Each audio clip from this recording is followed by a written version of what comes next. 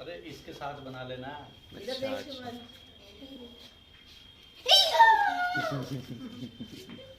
खा थोड़े ना जाएगा तुझे। नीचे थे मैंने बुलाया एक टॉय पता नहीं क्या एक ये रहा। ये नहीं उड़ना सीखा। उड़ता है, मैंने कोई पकड़ छोटा कबूतर का बच्चा है ये स्पैरो का है, कबूतर का है इनके तो रहो। पकड़ना सिया। अभी बस ये वेड़े में ही घूमेंगे। एक तो वॉशरूम में चला गया था ये। पकड़ा कि मम्मी आ गई यहाँ पे। सोच ये वीडियो बना। उड़ गई पता नहीं कहाँ गई। वो देख रही है कि हाँ पकड़ कहीं बैठ के देख रही होगी वो जरूर।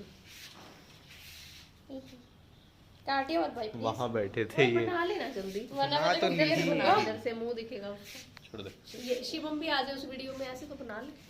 छोड़ दे। दिखेगा ही नहीं कुछ।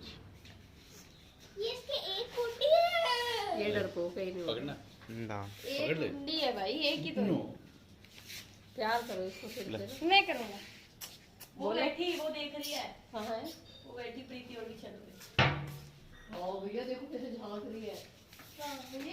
हैं? कितनी मदद।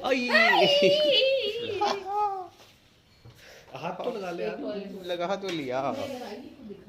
उसको कह रहा हूँ सिया को। आजा कुछ नहीं है, स्किन है बिल्कुल।